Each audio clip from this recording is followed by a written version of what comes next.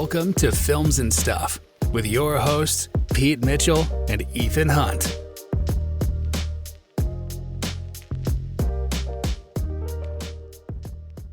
Okay, Pete. So, last week we teased our audience that we would both be going to see Spider-Man No Way Home. We both seen it. You saw it first. And you didn't give me any spoilers, and now I saw it. So we can talk about it at length. Spoilers, with spoilers included. So I have to say, before I go into asking you how you rank it, you did tell me that it was exceptional even before I saw it. I think that's the only real feedback you gave me, is that you would be happy to see it a second time, and you gave me some of the box office details. So tell me, it exceeded your expectations. Is that right? Yes, only in the sense that I had no expectations. Oh. It was one of the few movies of today's day and age where I went out of my way not to see any trailers, because there were rumors flying about who was returning, who wasn't returning. I saw the first teaser trailer, and that was it. So I didn't want to get it spoiled. I didn't want to know who else was coming or wasn't coming back into the film. And I'm glad I did. And I stand by my assessment. Yeah. I still think it's one of the best. So we were making the joke, which probably isn't our joke, but we'll take credit for it. And the joke was, do we have to see Spider-Man 1, 2, and 3, Amazing Spider-Man 1 and 2, and the new Tom Holland Spider-Man 1 and 2 in order to understand Spider-Man 3 No Way Home? And as you said it, the answer is kinda yeah. You don't have to, but the answer is kinda yeah, right? It really is helpful. Yeah. It really is helpful. This is truly the Avengers Infinity War and Avengers Endgame of the Spider-Verse. And it really is a Spider-Verse. We can now It is a Spider-Verse. Call it a Spider-Verse. It is a Spider-Verse.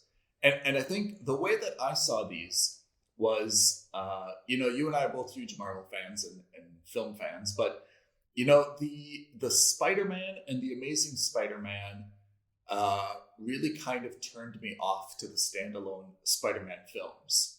So I saw the first Spider-Man with Tom Holland, and then I didn't see Homecoming until very late, probably about a month ago, and it was only because you told me that it was exceptional. So I really got to see more of the timeline in terms of Homecoming, No Way Home, within a short period of time. So I found the continuity great, and I really loved the first part of the film, actually, because I thought that was a really accurate depiction of Peter Parker coming back from this big thing with Mysterio, and how the world, the city, social media, his peers, everyone kind of, viewed him, demonized him. I thought that first part was really quite good, actually. Yeah, I agree. I think it felt natural that way. That some people would love him, very natural. Some people would hate him, some people would side with Mysterio.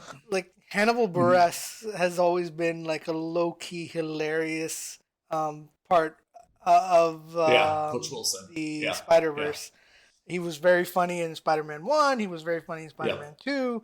So, it's there. You saw, you see him as like, I believe in Mysterio. You're a war criminal, etc. It landed, right? Because that's 100% how some people would behave.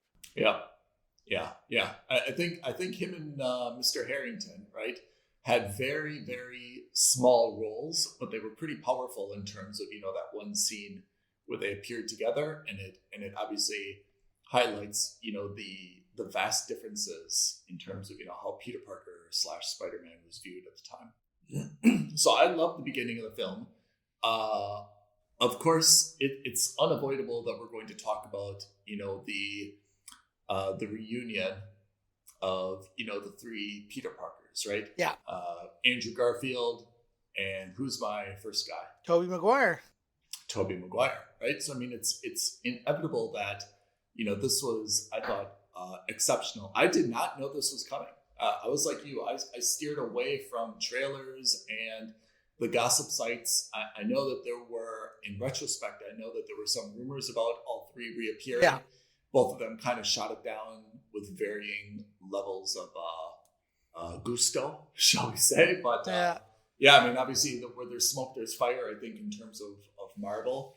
But I'm happy that I did not know that all three were going to be there. So I thought that was a really pleasant surprise. And obviously the nostalgia, even though I said at the beginning that I wasn't a fan of the first, two incarnations of Spider-Man, I really love that all three of them appeared together on screen at the same time. I thought it was exceptional. And what I like, so there's a lot of layers to unpack with this. First, I agree with you. It was a surprise in the sense that, like you, I had heard a few rumors, but then like Andrew Garfield has been like on a tour. I think he was promoting his last movie or his most recent movie, Tick, Tick, Boom.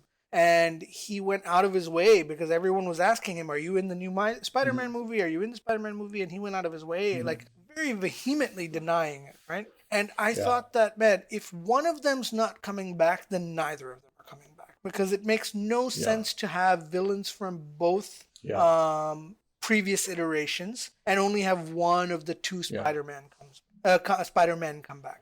So I was like, okay, well, if he's not coming back, then I think, and then I thought to myself, what is the added value, not in terms of the Spider-Man, but like, why would you want to take that away from Tom Holland? This is his trilogy. It's his movie. And I'm pleased to say that despite both of them coming back, this is 100% still a Tom Holland Spider-Man movie. In the sense that each of the other Spider-Men brings something to the table that helps Tom Holland be the Spider-Man he's meant to be, right? Yeah. And they all provide him with comfort. And, when you lose... So the other critical part of this film was, obviously we lose Aunt May, right? She gets taken out by the Green Goblin. It had to happen, though. As far as I feel, though, it really had to happen, right? I mean, there needs to be some arcs, and we can talk about the arcs, but, I mean, even though she was beloved, and we all love Marissa Tomei, it kind of needed to happen. What's interesting is in the previous Spider-Man movies, iterations, the arc was around Uncle Ben. And in Tom Holland's Spider-Man movie, you don't see any Uncle Ben because that's happened supposedly, theoretically, if it's happened in the past, right? Or that's at least what we've assumed, right? That he's Spider-Man now. He understands that with great power comes great responsibility. What's beautiful is that Aunt May replaces Uncle Ben in this timeline. It's her death that really makes him understand the mantle of what it means to be Spider-Man and, more importantly, what his anonymity means, right? Which wasn't really a problem previously, or it was very casual about how many people knew he was Spider-Man, right? And I think that's an MCU not problem, but the reality is like no one's identity is really hidden in the MCU. Everyone knows who every Avenger is, or and their alternate identities. Whereas in the comic books, that's always been like a driving factor for these guys is I need to hide my identity. So I think what's good about this. What I thought was really good about the two Spider-Men was Tobey Maguire comes in. How did you find Tobey Maguire's like screen presence? Did you find him to be enthusiastic about this? Not enthusiastic? So this is the thing, right? He comes off, if you look at it very objectively and without any emotion, it looks like he's just there for a paycheck, right? There's a couple scenes where he's not really super happy. He's not super smiley. He's not got any quips. But then you have to think about almost as though like he's I mean, I agree with you. I kind of felt the same way, like he was cajoled or forced to be in it, and he was kind of like I've kind of outgrown this. Like he doesn't wear the costume. But that's the whole point. That's the whole point. I think for me, when I look at it, the way I look at it is that Tobey Maguire's Spider-Man is the old grizzled Spider-Man. He's the one who's been through the fire. He's been through it all before. He understands it. He's a member of the Avengers. Yeah, but he gets it in the sense that he understands. Are you in a band? Yeah. I mean, we'll get to that. There were some really funny parts to this, right? Yeah. But like, there was he comes in and his role is to say, look, I'm the oldest. Or he doesn't say it, but it's very much implied. I'm the oldest. I've been through the most. I'm dealing with the greatest of the villains, which is Green Goblin, right? Mm-hmm. And also, I'm not the young man I once was, but that doesn't mean I'm not Spider-Man, right? And he's the one who's there providing like guidance and tips and a little bit of strategy kind of feel. That's the feeling. Yeah. And Andrew Garfield is the one who, who's the Spider-Man that's kind of in a dark place, right?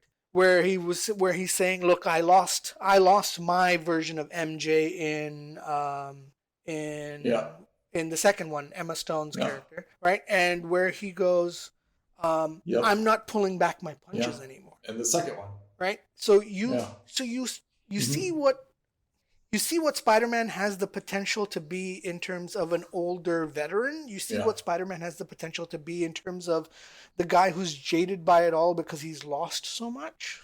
Does that, right? And so this is kind of like, this journey is a little bit of, it provides closure for all three of them, right? This movie. It provides closure for Tobey Maguire because they finally take down Norman Osborn. It provides closure for Andrew Garfield because he saves Zendaya. Yeah.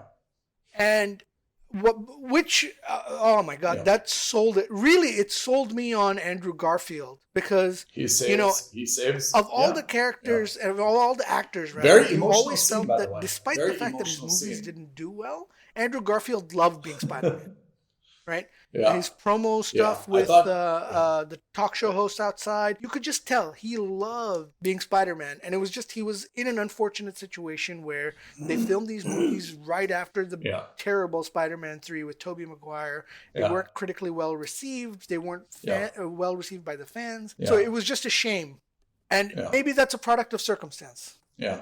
I thought that Andrew Garfield, I don't want to say he carried the movie, but I thought that he was instrumental to this movie being exceptional. I think his levity, I thought he was the funniest of the Spider-Mans. And I thought that, he was obviously the most emotional. Right. He was a little bit of a wreck. But I thought that those two sides of him were really instrumental in rehabilitating his reputation as a Spider-Man. Because we kind of forget about Garfield. We're like, those are just two miserable films, I think that rehabilitated him, at least in my mind, as a Spider-Man. And I think it really carried that film during the, the three Peter Parker, scenes. I agree. So this, for me, it was like, I thought that was really, I thought it was done exceptionally well. And despite how big both the actors are relative to Tom Holland, this was still 100% a Tom Holland film, right?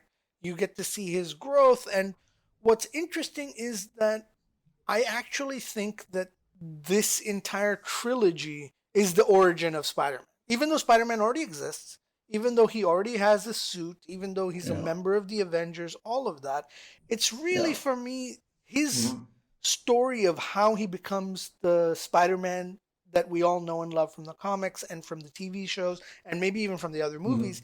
You see the vulnerability and you see him broken down and beaten up. And you see a little bit of that in Spider-Man 1 when he's trapped by the Vulture in that warehouse.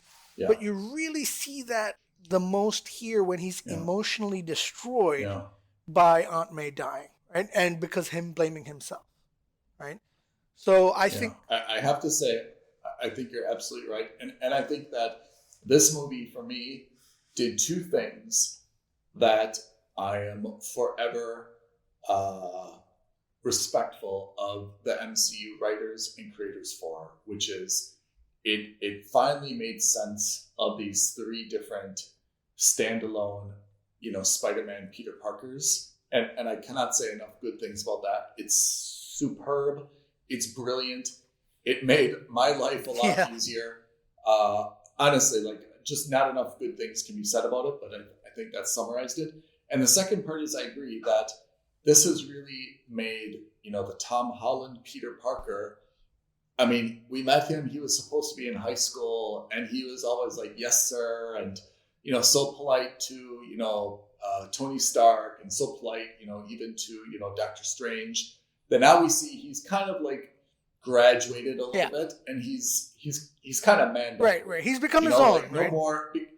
Yeah, because that shtick was going to get old after a while, right? Like it was cool for a while, And this kind of like pushed him to, so much so earlier. I agree. So I think that's very crucial element of, again, the growth of the Spider-Man, which is to say he's no longer that fanboy, right? Because he's in it. He's a part of the universe. And he's now fought against a serious group of people. Mm-hmm. I think this was a very superb way of ending this trilogy. Yeah. Now, I alluded to it earlier. I know we spoke about it a little offline. It looks like they're planning another trilogy, Sony MCU.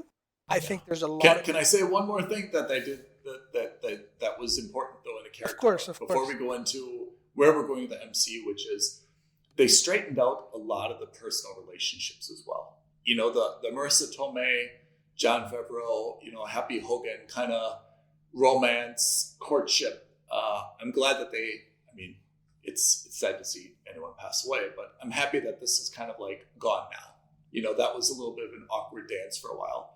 The fact that they've distanced a little bit with MJ and Ned, I think is good as well, because again, those three kind of like best friends, that was something that I also felt like it played its course.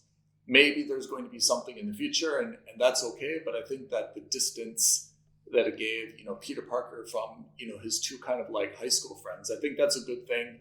Otherwise, it was just kind of like the same thing, for 4 in a row or 5 in a row. So I'm really pleased about that. But now we get to the point, which is where does it go from here? And that's where I think this falls. There's another area, but I think that's where this falls a little bit short, which is it's not really clear what is the direction or what's left for Spider-Man, right? There's a lot of places it could go. I know we spoke about it a while ago. I thought they were going to do a Sinister Six movie. I'm less sold on the idea of a Sinister Six movie now. Yeah. Only because now they just had a movie where 3 Spider-Men fought against 6 villains, right? Or 5 villains, or whatever the number of villains was. There were so many of them. And now the question is, do you want to see another tentpole trilogy ending with a Sinister Six? I know there are different characters in the Sinister Six, but no. I mean, other than the fact that I don't know if that's a rhetorical question, if that's a real question, but well, there you go. So I'm less keen on that. What I think they can do, and given what I've heard, so Tom Holland was like, I want to take a break from acting for a while. There's a lot of things they can do. So one is they can introduce, now that they've got the idea of, or now that they've opened up the concept of the Spiderverse, right? And if you watched Into the Spiderverse, the animated film Sony released a couple years ago, which, by the way, if you haven't seen, it's a masterpiece. Honestly, it is one of the best movies, especially Spider-Man movies, I've ever seen. Really?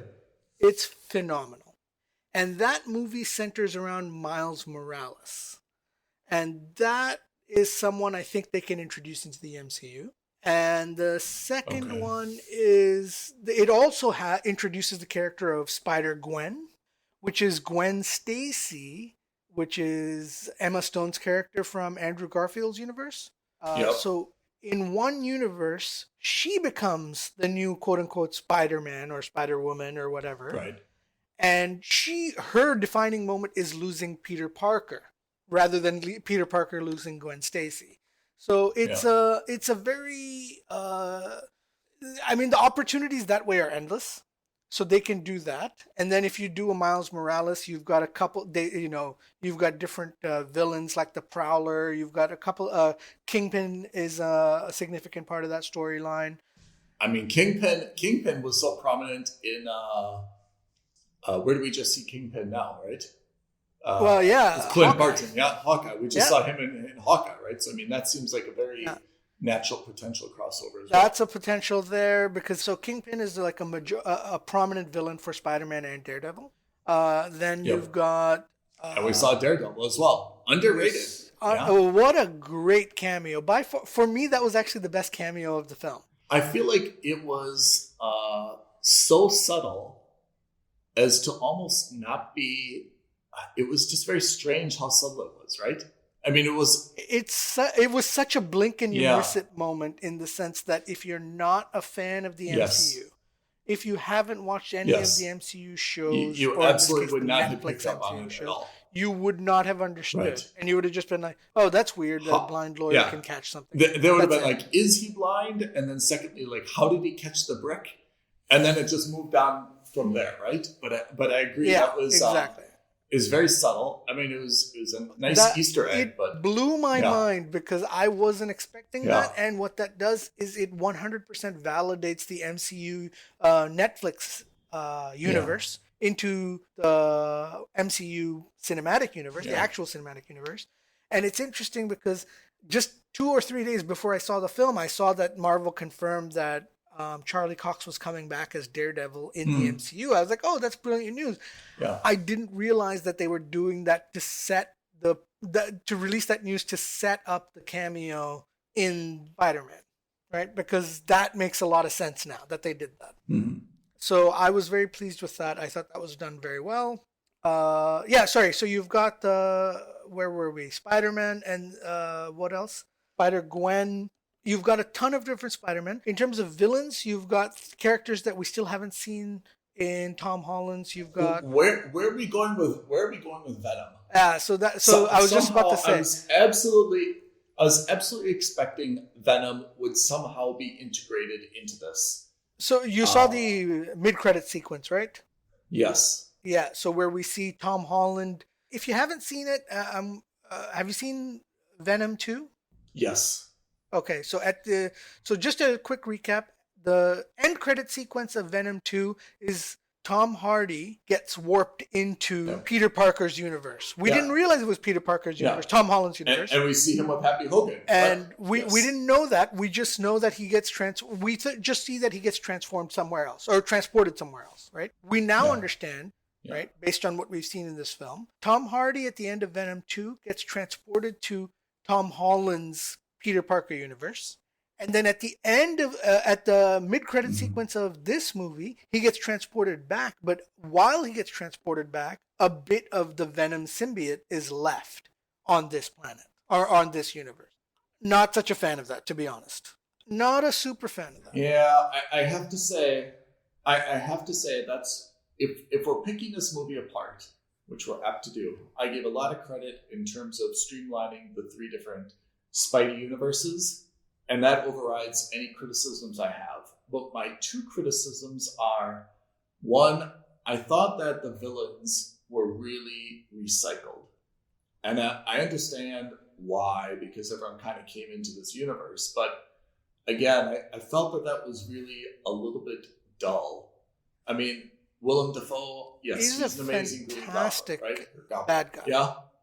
But we've seen that. You know, Doc Ock, right? We've seen that before. Jamie Foxx playing the same kind of guy, but a little bit different and more buff. The same thing. And I mean, Sandman was given very short shrift. So was the Lizard. To be honest, I didn't really recall. And I just felt like they were thrown in there. None of them really compelling. It didn't really kind of follow the storyline so much. And I know that when you're watching a superhero MCU, you've got to, go with the flow a little bit. But I mean, these villains were all like taken care of by the respective Spider-Mans. Now they're kind of back and they weren't taken care of. Who else came back? It just kind of opens up for me this Pandora's box in terms of, okay, well, who else is back? Like, is MJ back? Is there more than one MJ?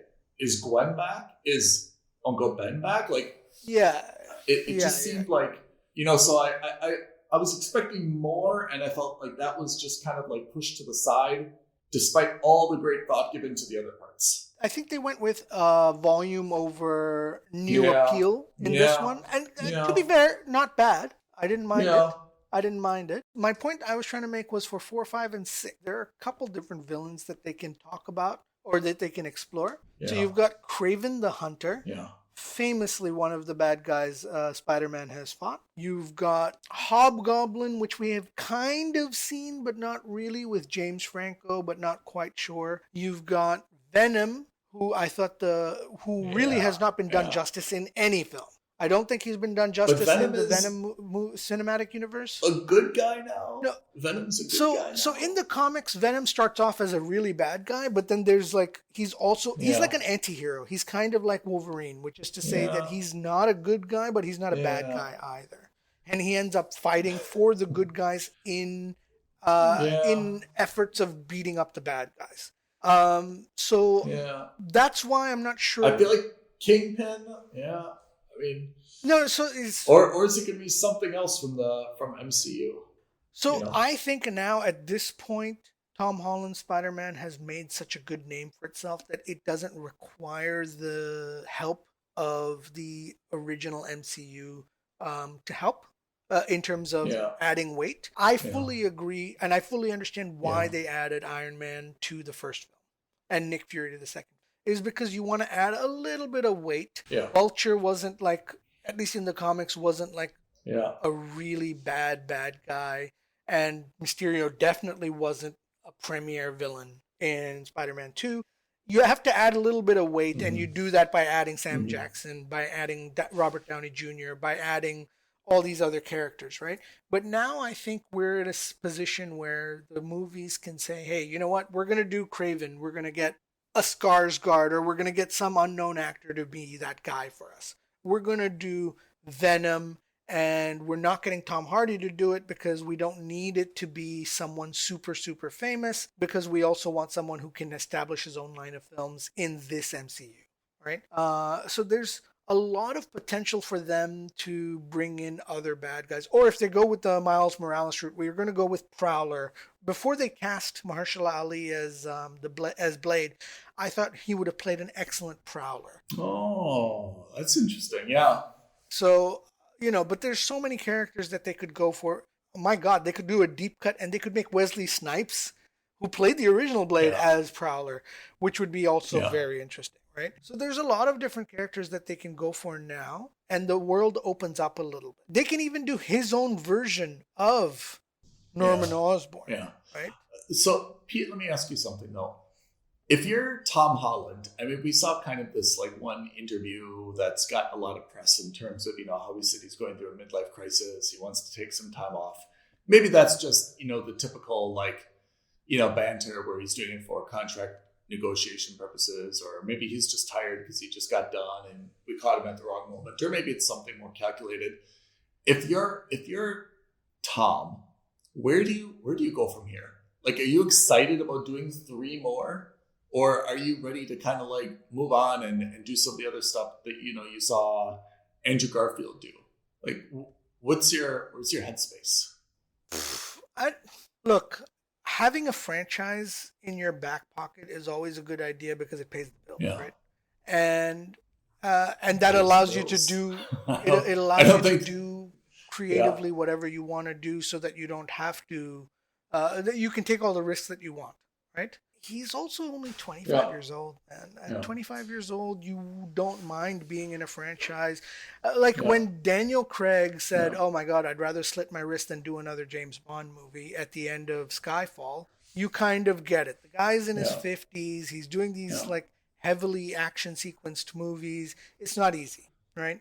I can't imagine it being easy. When you're 25, when you're at the prime of your life, when you're in good shape, it sounds a bit weird to say, I don't want to do these. I'm having a midlife crisis. I get it. He's been working for 15 years nonstop. It's not easy for anyone, right? I mean, especially in a movie, especially in an industry where you get no privacy, right? I think the two things that also make Spider-Man challenging is that, unlike Avengers, where you're not in every shot and every scene, the standalone Spider-Man, you're working a lot.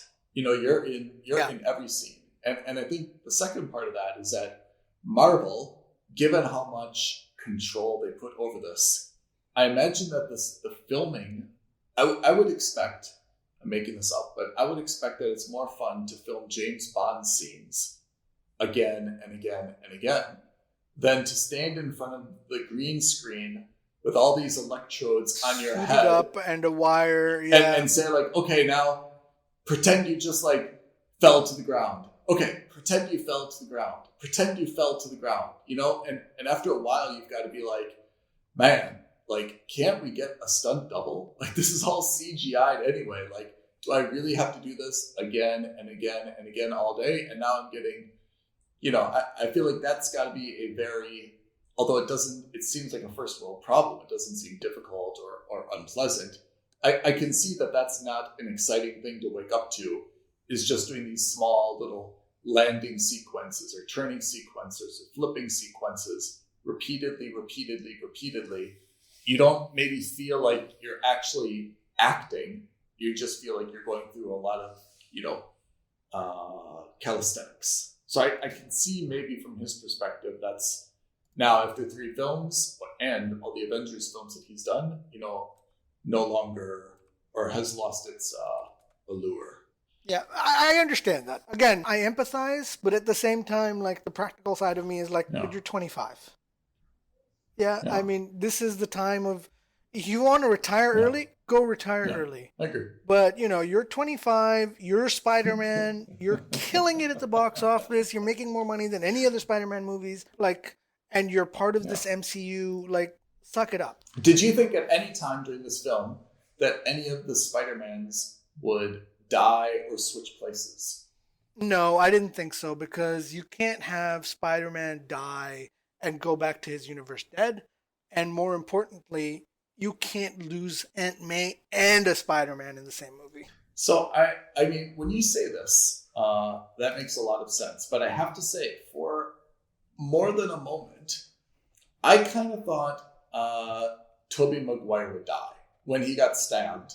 And it's not really clear how badly he got stabbed and how he lives from that. But I kind of thought that they would have him die because he is the elder statesman, and it just kind of seemed like it would wrap things up cleanly. And then I thought that Andrew Garfield would stay in the universe because they kind of, you know, dispensed of all the bad guys, right? They cured them or so forth. And I didn't know if they were all going to be sent back to their universe or stay. But I kind of thought that maybe Andrew Garfield will stay and will either have a tag team Spider-Man, or for purely business purposes, they say to Tom Holland, look, dude, stop bitching about, you know, retiring, or let's have some reasonable contract negotiations here. Ha ha ha, we've got a backup for you, you know? Yeah, so I think that Miles Morales is who he's going to tag team with. I either think it's going to be Miles Morales or I think it's going to be Gwen Stacy. It's one or the other. I doubt it's going to be Gwen Stacy because her backstory, unless they alter it significantly. And who is the Gwen Stacy? So that's the thing, is we haven't seen Gwen Stacy in this universe, right? So theoretically, it's possible if they change her background or if they change her thing. I think Miles Morales is much more reasonable because we saw Prowler in the first movie that was played by Don Glover. So I think it's more likely we see Miles Morales, and I think it's also, this is maybe me being very cynical, but this is also plays into the MCU's diversity planning and Disney's diversity planning, because, you know, you have a young, half Latin, half African American child, man, boy, whatever you want to call him, playing a superhero on the big screen. It's very, you know, it's a very enticing idea, right? Like, so I think that in terms of the diversity pledge that Disney's got going on, that adds a lot of value to them.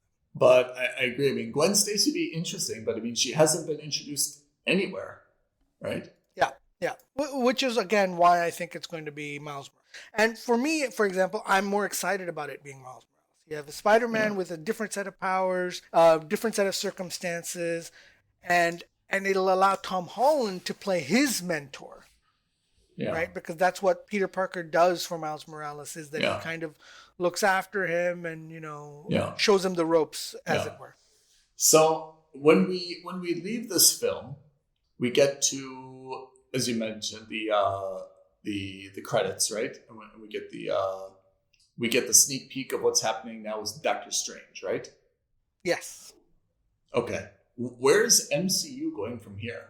Like, I think they're going into the multiverse. And is Spider-Man going to be a big part of that, or how does he fit into that? Into what?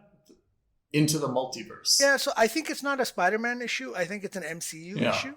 I think what you've got now is you've got Disney who's got acquired the X-Men franchise, the Fantastic Four franchise. You've got a lot of characters that they haven't introduced yet, but you want to introduce them. Mm-hmm. And you don't have an easy way to justify why the Fantastic Four weren't helpful during any of Thanos attacks or during the alien invasion. Yeah. Or why the X-Men weren't around helping when they could have been, right? Can you tell me why? My opinion is that they're going to be in another universe that crosses over, and they're going to be stranded onto this planet or this universe. And so, like, there's allusions to a lot that could be done. I'm not saying they will do it. I'm just saying that it opens up the door to that. So when we look back on this Spider-Man 3, No Way Home, can we say that this has kind of been transformative in terms of MCU using it, to reposition, what they're doing? Yeah. I think the beginning of the transformation is going to be done with Spider-Man, or at least the opening of this door. And I think really it's going to be Doctor Strange 2 that blows the door off the hinges and confirms the MCU's intentions of maintaining some kind of multiverse. Yeah. Whether that means that freely allows people to get into and out of this universe, what that does allow you to do is bring back other Spider-Man stars like Andrew Garfield or Tobey Maguire, or even other X-Men stars from the previous movies. Like Hugh Jackman, who to date, not to date, he's the only one who's played Wolverine, I think has done such an excellent job as Wolverine. But then he said, look, I'm never coming back as Wolverine. And then he used to jokingly say, well, maybe if Disney makes it a part of the MCU. And now Disney's made it part of the MCU. Do I think he should come back? No. Because he had a phenomenal run. He ended it beautifully with Logan. He ended it beautifully with Logan.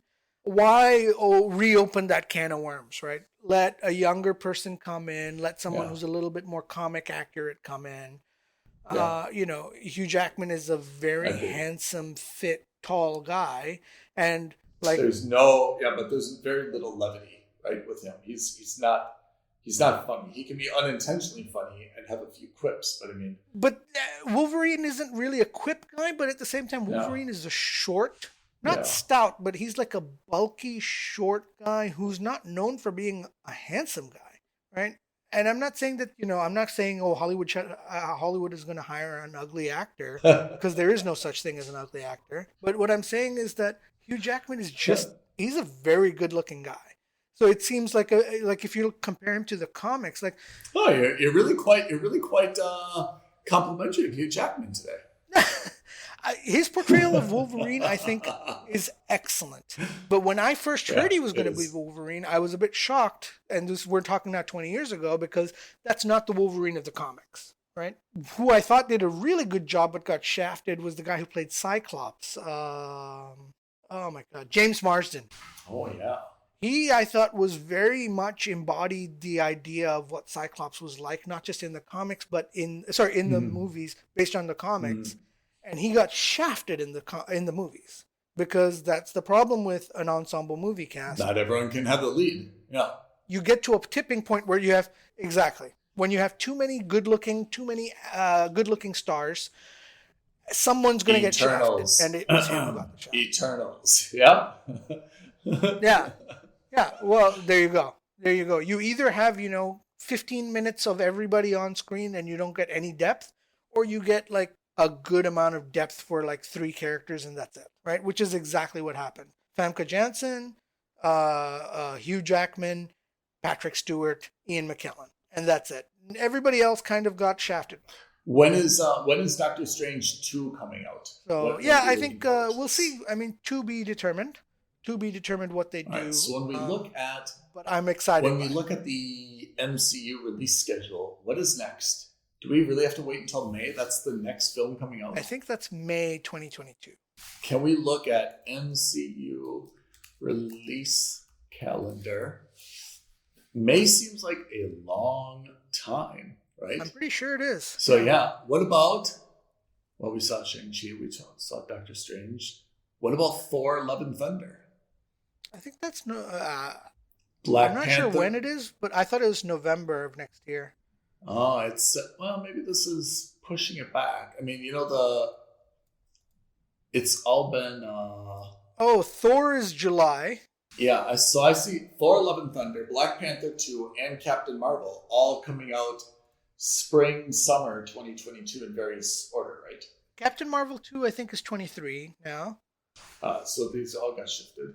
Yeah, everything got shifted, and it's a bit hard to know exactly what the orders are now. Yeah. But my understanding is that we're looking at, in terms of pure MCU movies, we're looking at not Captain Marvel. We're looking at Doctor Strange in May, or let's put it this way: Doctor Strange, then Thor. There's also Morbius. Yeah, I was about to say Thor, and then we've got Black Panther 2. I don't know what they're doing with Black Panther 2 at all. I have no idea. And Morbius comes in. I don't know when, but that comes in. I'm not excited about it at all. But they're integrating that into the Sony MCU. Yeah. Wakanda Forever. Wow. Can I? I'm on this website called MCUschedule.com. Shout out to those folks. Oh, well, that's a convenient Shout out to those folks. This is what they tell me. And it's not clear when this has last been, although this is pretty recent because it says Hawkeye streaming now on Disney Plus, which is true. And it says Spider-Man No Way Home in theaters now. But then it incorrectly says Eternals January 2022. That's obviously not the case. And then it says Morbius end of January 2022, which is very possible. Doctor Strange May 2022.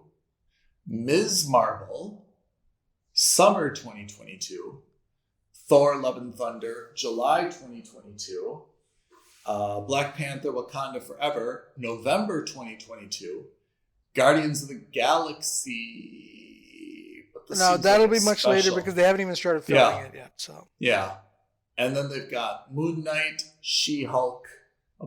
Sorry. So you're right. There's a couple of TV shows that we haven't talked about. Moon Knight should be coming out. She-Hulk is going to be coming out. Yep. So there's still a few TV shows to go. Ant-Man and the Wasp is a year from now, July 2023. Blade, to be determined 2023. So I mean, there's a lot coming out.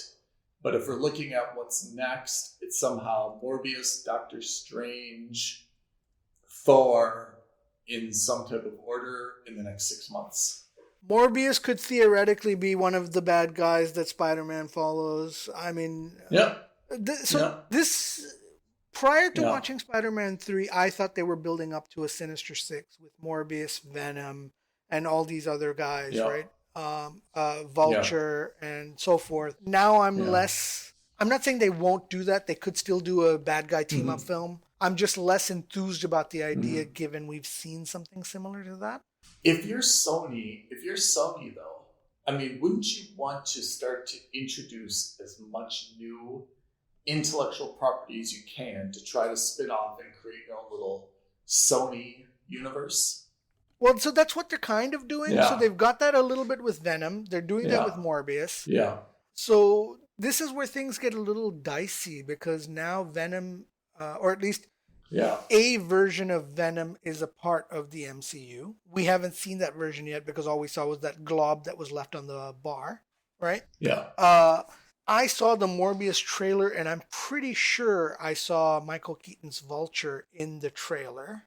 And if that's the case, that means that Morbius is a part of the MCU Sonyverse.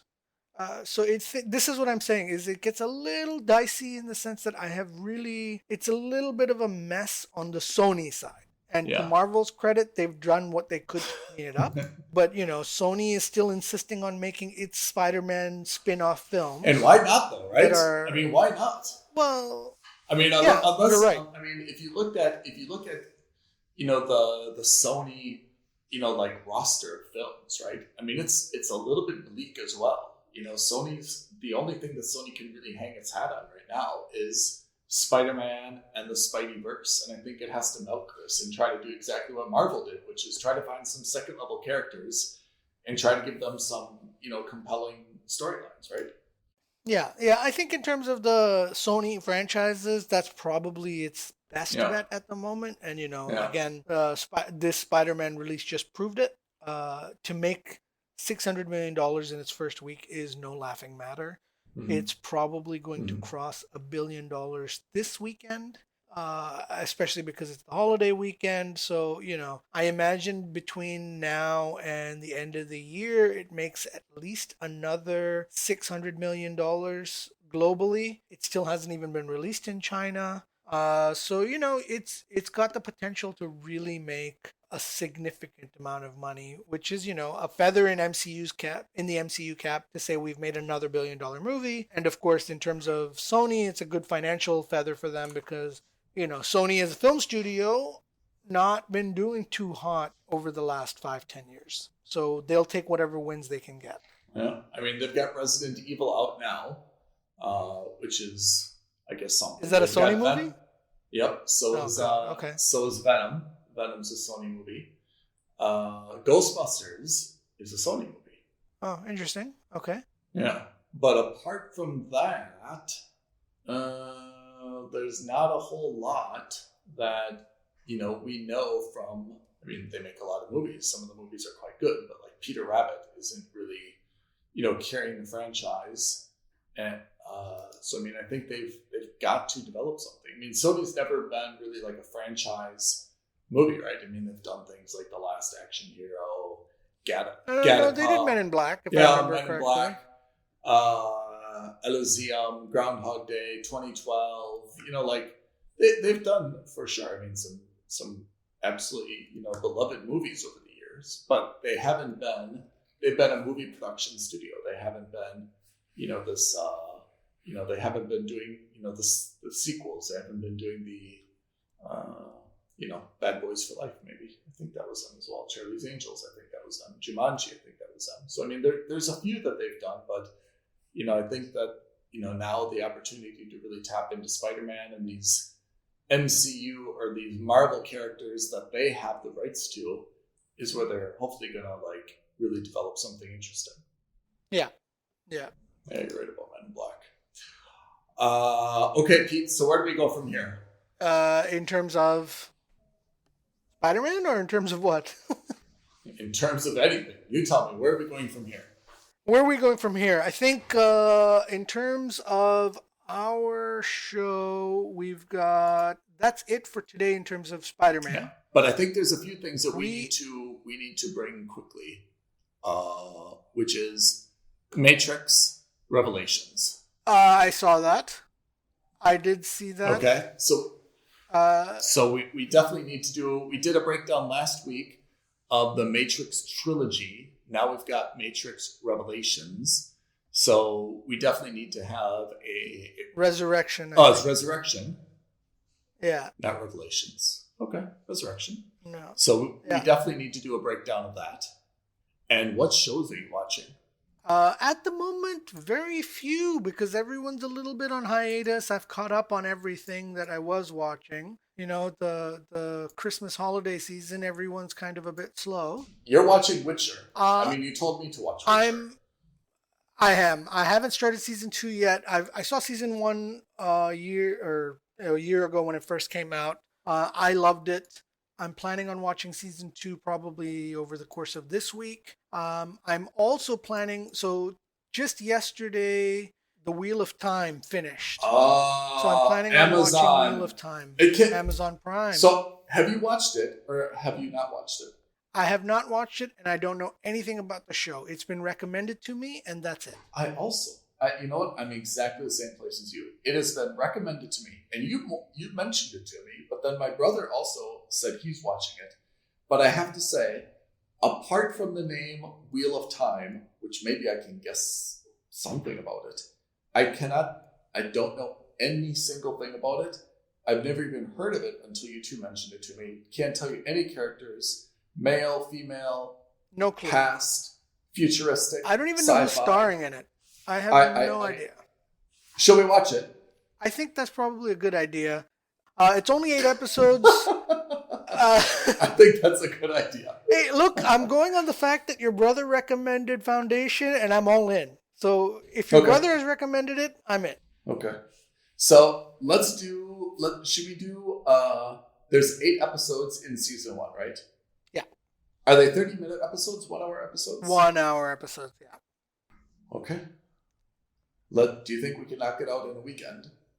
Depends on how good it is, but yes, certainly. If it's very good, then yes. If it's a struggle, then no. And if it's terrible, I'll stop after the first episode. Yeah, I feel like we're not going to stop after the first episode. I feel like we'll at least give it, like 2 or 3, just to kind of see. But maybe 2 or 3. I agree. I feel like fair.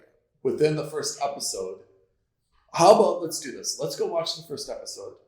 Let's come back. Let's do a breakdown of the first episode and decide. It would be better if we mutually agree or not, but let's decide if this is something that we should add to our watch list and continue on and try to binge it. I think that is an excellent idea. Amen. So we have to let's just streamline something else. So we're going to do Wheel of Time streaming on Amazon Prime or Amazon Video, where we have to see Matrix. What else is coming out in cinemas? It's kind of Christmas season, New Year's season. Like usually there's a bunch of stuff. It's because we've already seen Spider-Man that we're not interested in Resident Evil. Is there anything out there that we need to see? I don't think there is. Or that's coming? I don't think there is, or at least nothing that grabs my attention. I'm not interested in seeing West Side Story. I'm not interested in seeing Encanto, the new Pixar film. And I'm not interested in seeing... What about the Kingsman? Oh, that's interesting. I've heard some reviews have been mixed. I haven't seen anything about it. I saw one trailer, but that was like 2 years ago when it was first made. What? I'm also a little bit confused about the Kingsmans. Right? There's so many kind of Kingsmen. But yeah. Yeah, so this is a sequel that's actually a prequel. This is about the founding of that whole franchise. Okay. I'm interested in that. I would definitely see that. I think, I agree with you. I'm not really interested in seeing West Side Story. And is there anything else big coming out? Because Top Gun 2 has been delayed, obviously. Mission Impossible has been delayed. And I'm not sure what else there is. Yeah. Such a shame. Okay. So let's definitely see Kingsman. But it's the Kings 'S man. Right. Man. Exactly. Versus the Kingsmen, which plural. was, that organization. Was there 2 Kingsmens? I want to think. There was Kingsman and then the Kingsman Golden Circle or something like that. The one that that introduced the American counterpart. Yes. Yeah. The guy in the cowboy hat and the bolo tie. Who was it? Channing Tatum, I think? Yeah, maybe bad. Yeah, Pedro Pascal and Channing Tatum. Oh, yeah, Pedro Pascal. Yeah. Okay. And then I think this week, actually, it's either this week or next week, the Book of Boba Fett is released. Oh, yeah. That is a must-watch. It is a must-watch. That we have to definitely... we have to binge that one and talk about it, right? Yeah. Okay. Yeah. What about... So that is probably on our next week's... assuming it comes out this week, that's probably on our next week's to-watch list. I agree. What about... When is Batman coming out? The Batman. Probably next year sometime? 2022, you mean? Yeah. Yeah. I feel like The Batman was teased, and that has to come out soon. Okay. Yeah, well, it's been teased for 2 years now. I saw trailers. The first trailer I saw was in 2019. Then I saw another trailer for it in 2020. Okay. So let's go watch. They must have filmed it by now. Wheel of Time. Let's be back. Let's break it down for our audience. All right, so good. Let's go watch Wheel of Time. Pete, always a pleasure. Let's catch up after the first episode and determine if we're going to continue or not. Take care, everybody. We'll talk to you soon. Ethan, my pleasure as well. All right, bye, guys. Thank you for listening to another episode of Films and Stuff.